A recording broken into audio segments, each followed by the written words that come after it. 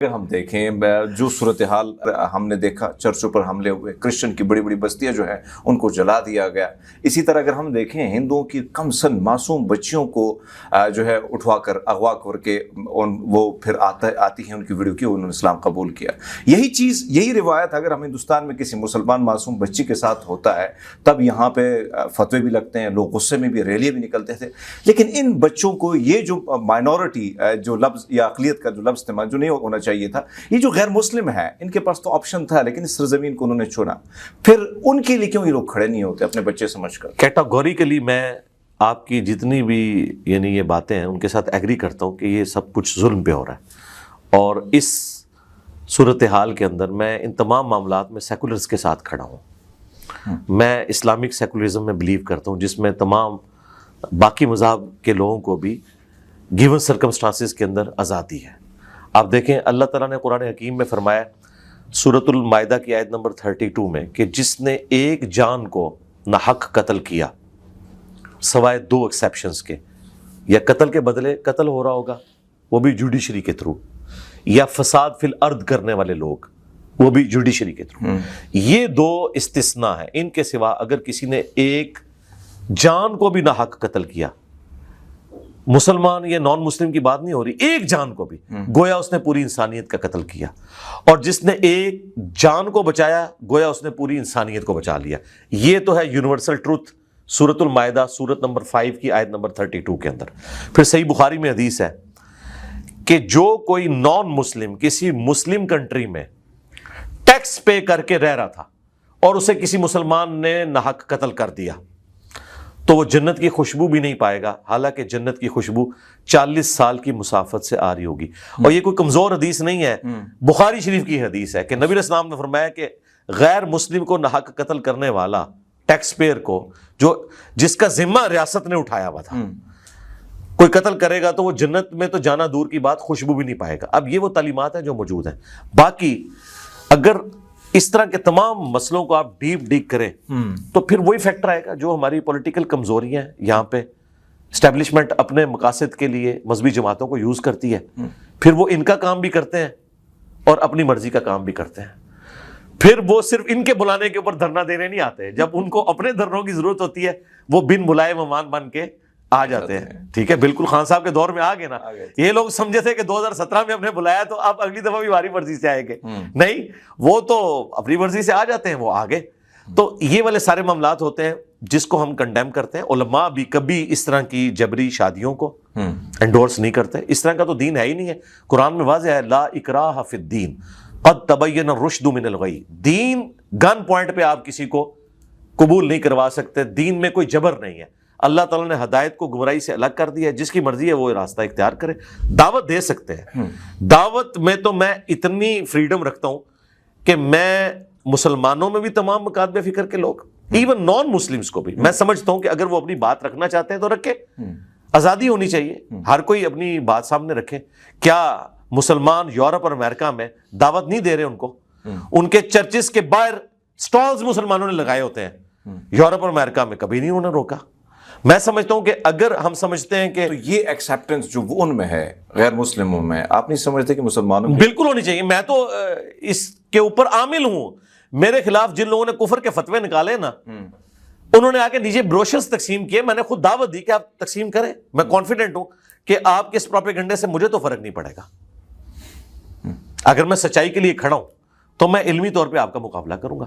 ہاں، vulgar language نہیں ہونی چاہیے. جہاں یہ توہین مذہب والا مسئلہ لگتا ہے نا، وہاں پہ بعض اوقات ولگر لینگویج کوئی ایسی یوز ہوتی ہے، گالی گلوچ والا معاملہ، وہ ایکسٹراپولیٹ ہو کے اتنا بڑا بن جاتا ہے. اور بعض اوقات لوگ ذاتی مقاصد کی خاطر، جس طرح اسلام آباد میں کئی سال پہلے کی بات ہے کہ ایک چھوٹی بچی جو کوڑا کرکٹ کے ڈھیر سے وہ اٹھا رہی تھی، اور وہ جان بوجھ کے، وہ سپارہ بھی نہیں تھا، وہ ایک قاعدے کے کچھ صفحے وہاں گرا دیے تھے. وہ بعد میں مؤذن نے بتایا کہ یہ تو ہم نے ان کو یہاں سے جان چھڑانے کے لیے کیا. پاکستان میں اس وقت جو توہین مذہب والا ایشو ہے یہ اتنا خطرناک ہے. میں تو بھگت رہا ہوں نا خود. میں تو ہمیشہ سے اس حوالے سے ایک کہتا ہوں کہ یہ توہین مذہب والا جو معاملہ ہے، اس کی ڈیفینیشن پہلے آپ واضح کریں کہ کیا ہے توہین مذہب. آپ کس کو سمجھتے ہیں؟ ہر بندے کی ڈیفینیشن ہی ڈیفرنٹ ہے. ایک کا وہ عقیدہ ہے مسلمانوں میں بھی یعنی مسلمانوں میں جو اہل تشیع ہے کچھ چیزیں ان کے عقیدے کا حصہ ہیں، دوسروں کے نزدیک وہ توہین مذہب ہے. تو یہ توہین مذہب آپ اس کو کیسے ڈکلیئر کر سکتے ہیں؟ توہین مذہب تو وہ ہوگی کہ جو مسلمانوں کی ایگریڈ اپان جو عقائد ہیں ان میں وہ توہین مذہب مانی جاتی ہو.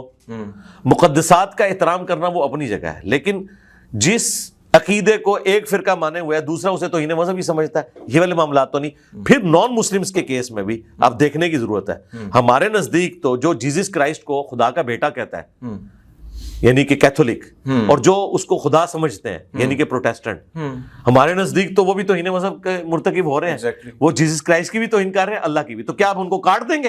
نہیں، ہم علمی طریقے سے اپنا موقف ان کے سامنے رکھیں گے، کیونکہ اس میں وہ گالی گلوچ تو نہیں کر رہے نا، شان میں غلوف کر رہے ہیں نا. ہاں کوئی جیزس کرائسٹ کو گالی دیتا ہے، اب یہ سینسٹیو ایشو ہے ایک. اس کے معاملے میں پھر دیکھنا چاہیے کہ وہ اس کا ذہنی توازن ٹھیک ہے یا نہیں، یا جذبات میں آ کے دی تو ٹھیک ہے، معافی مانگ لے. لیکن آپ کی بات درست ہے کہ اگر عدالتیں چھوڑ بھی دیں، لوگ نہیں چھوڑتے. سر ایک اور چیز اگر ہم دیکھیں، جو میں نے پڑھا ہے، جو میں نے حضرت محمد صلی اللہ علیہ وسلم کی لائف جو پڑھی ہے، اس میں نے دیکھا کہ انہوں نے پریکٹیکلی سب کچھ دکھایا آپ لوگوں کو. اور کبھی دکھ کو ہم دیکھتے ہیں کسی، یعنی جس کو آپ کافر کہتے ہیں، کسی غیر مسلم کے گھر وہ جاتے ہیں تو کھانا بھی کھاتے ہیں، بیٹھتے ہیں، دکھ سکھ شیئر کرتے ہیں. یہ ساری چیزیں، میں ٹرکی مسلمانوں کے ساتھ رہا ہوں، دیگر مسلمانوں کے ساتھ رہا ہوں. خوشیاں آتی ہیں، ویساکھی آتی تھی، ہماری جلیبی بھی بانٹ کے کھائی جاتی، دیے بھی جلائے جاتے تھے ساتھ میں، کہیں نہ کہیں کرسمس کا کیک بھی عید کی آتی ہیں تو ہم بھی اسی طرح سیلیبریٹ کرتے ہیں. کیوں ایک خوف ہوتا ہے کہ جب میری عید آتی ہے مجھے ایون، یعنی آپ میرا سوشل میڈیا پہ دیکھیں، دیوالی ہوتی کوئی مبارکباد بھی بہت کم ہی لوگ آپ کو دیں گے. خوف میں مبتلا ہوتے ہیں کہ کہیں فتویٰ نہ آ جائے، کہیں نہ کہیں وہ سمجھتے ہیں کہ شاید ہم اپنے مذہب سے دور ہو جائیں گے. اس خوف کو کیسے آپ لوگ نہیں سمجھتے؟ آپ لوگوں کا فرض ہونا چاہیے اس چیز کو دور کریں. کیا ایسا ہے کہ مذہب سے ہی دور ہو جائیں گے اگر ہمیں مبارکباد؟ دیکھیں، ہمیں جو ایک ریزرویشن ہے نا کسی بھی نان مسلم کی مذہبی ایکٹیویٹی کے ساتھ، کہ وہ کوئی شرکی ایکٹیویٹی نہ ہو، اس میں تو ہمارا دین ایک سینسٹیو ہے کہ ہم شرکی ایکٹیویٹی کو سپورٹ نہیں کریں گے جس میں خدا کے ساتھ کسی کو شریک ٹھہرایا جاتا ہے. باقی جو اپنی رسومات ہیں اس میں اگر ایک دوسرے کو فیسیلیٹیٹ کیا جاتا ہے. مجھ سے لوگ پوچھتے ہیں کہ جی فلاں کرسچنز نے پروگرام کے لیے ہم سے دیگ بنوانی ہے اور ہم مسلمان ہیں. میں نے کہا بنا کے دیں، وہ تو ان کا اور ان کے رب کا معاملہ ہے. لیکن جو شرکی ایکٹیویٹیز ہیں ان میں ہم سپورٹ تو نہیں کریں گے. لیکن یہ آپ کی بات درست ہے کہ انڈیا، پاکستان، بنگلہ دیش اور افغانستان کو بھی آپ شامل کر لیں، یہ ایسے جذباتی لوگ ہیں. اس طرح کے جذباتی لوگ آپ کو دنیا میں کہیں نظر نہیں آتے. ایون عربی بڑے حیران ہوتے ہیں کہ یار تم لوگ کون سا اسلام لے کے چل رہے ہو. حقیقت بات ہے، رہا ہوں ان کے ساتھ. جب آپ وہاں پہ جاتے ہیں وہ دیکھیں ان کے اندر بڑی ٹالرنس ہے. اور یہ ساری، اچھا یہ والی ٹالرنس آپ کو کسی حد تک نا انڈیا کے مسلمانوں میں پھر بھی نظر آئے گی، کیونکہ وہ صدیوں سے ساتھ رہ رہے ہیں. ہاں، اور انہوں نے ایک دوسرے کو ایکسیپٹنس دی ہوئی ہے، سب کچھ کرتے ہیں. ہم نے بھی بچپن میں، میں خود یعنی بچپن میں ہم نے یہ منظر دیکھا ہے کہ 10 محرم کا شیعہ کا جلوس نکلتا تھا نا، تو سب لوگ وہ جلوس کو بھلے ایک شوق کی نظر سے دیکھ رہے ہوں لیکن روڈ کے اوپر کھڑے ہوئے ہوتے تھے. کئی اہل سنت نے سبیلیں لگائی ہوتی تھی. یہ جو آج کل آپ کو سیکیورٹی اور یہ تاریں نظر آ رہی ہیں، یہ کچھ تو نہیں ہوتا تھا. یہ تو جب بعد میں ایک پراکسی وار شروع ہوئی ایران اور سعودیہ کی ٹسل کی وجہ سے 80s میں، اور پھر کرتے کرتے معاملات اتنے بگڑ گئے. آپ پاکستان میں ہی دیکھ لیں، آج سے 30-40 سال پہلے کیا صورتحال تھی اور آج کتنی صورتحال خراب ہو چکی ہے.